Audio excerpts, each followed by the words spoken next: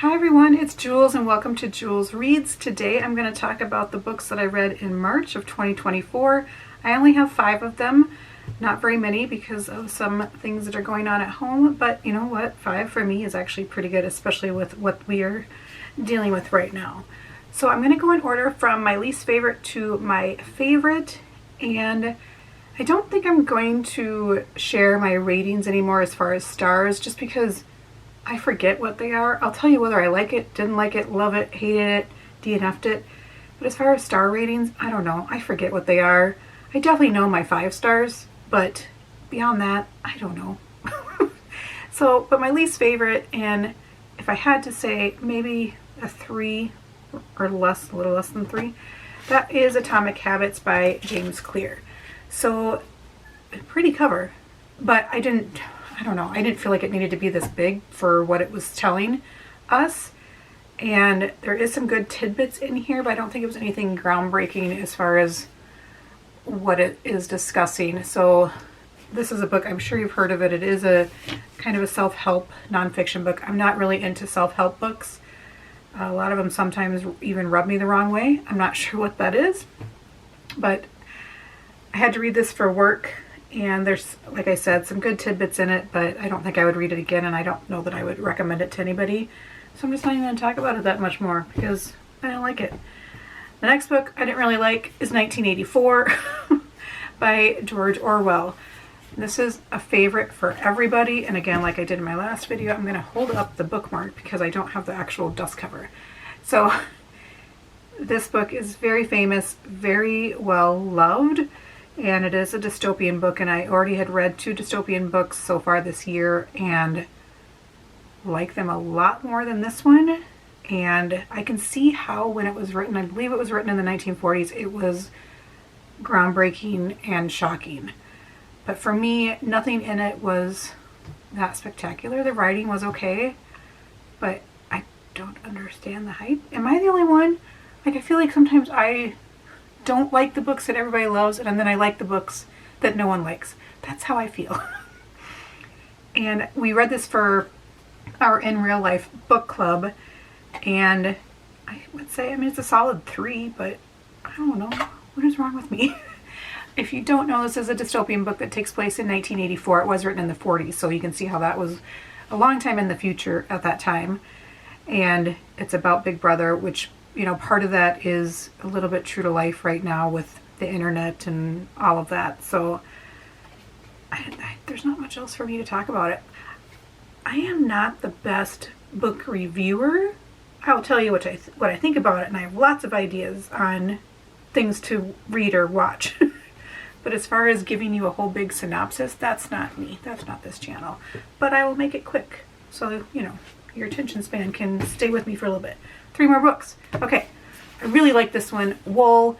It is in the Silo series. This is by Hugh Howey, and this, I fell in love with the TV show, which is why I did not have a problem buying this cover, because I do love the TV show so much. I will say I like the TV show more, but I love both. But I think for me, the TV show, seeing those characters brought to life just brought it more into my brain. Words are hard. I'm going through some things, guys. I don't know. I did really like the book. I think this series, the first season, is maybe half of this book. So that's fun to read this and to find out what happens after the series ends. I did really enjoy that. This is a 3-book series. I want to say this was originally 5 smaller books. So, but there is 3. I will continue on reading this. Really like it. So Silo, if you don't know, it takes place, I don't even know if we know what year it is, but everyone is living underground that's still alive, and they're living in these big silos that go like 100 stories down, and there's this big spiral staircase in the middle of it.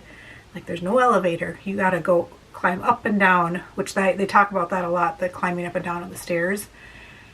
And then she is the main character, and her name is Juliet, and they call her Jules, so I love that part of it.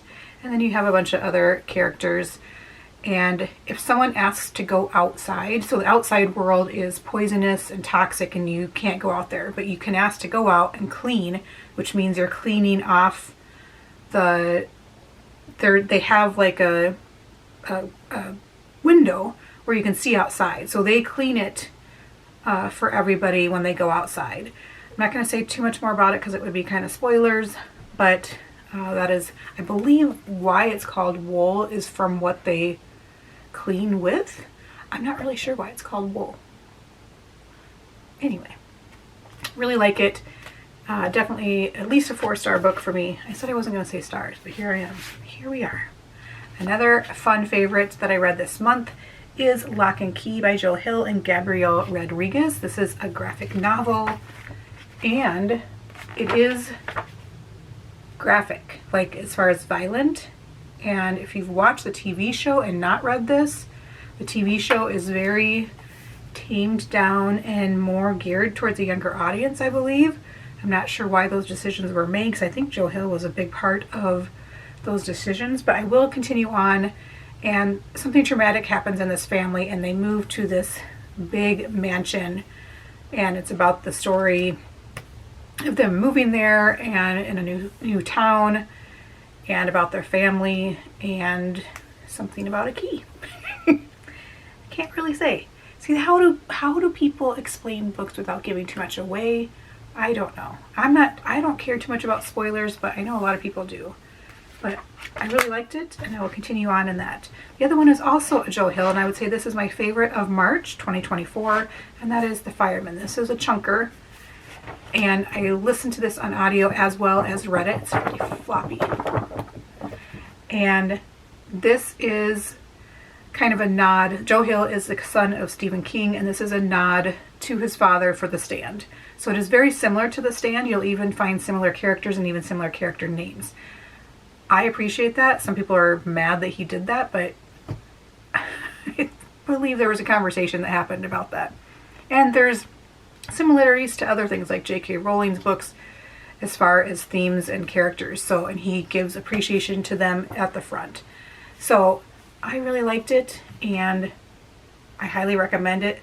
But this and Wool were the two dystopian books that I read before 1984. So 1984 to me was like, I don't know. I just didn't get along with it. But I feel like every book you read has to be the right time and the right place for you to enjoy it. Because maybe you're going through something in your life and you're reading a book and you're just not getting along with it, and then you pick it back up later. Actually, I can see in my mirror, a prime example of that is The Last House on Needless Street. Right there. That is a book I picked up probably 18 months ago or 2 years ago, and just was not getting along with it. I picked it up maybe 6 months ago, loved it. So just because a book you're starting off reading it, I would just put it aside if you're not liking it. If you absolutely hate it, obviously get rid of it. But if you're just kind of not jiving with it, then come back later to it. It might just not be the right time for you to be reading that certain book. So I think that's what it was with 1984. But there you go. That is my March, very quick 2024 wrap up. What was your favorite book in March? I would love to hear in the comments down below. Thanks for watching.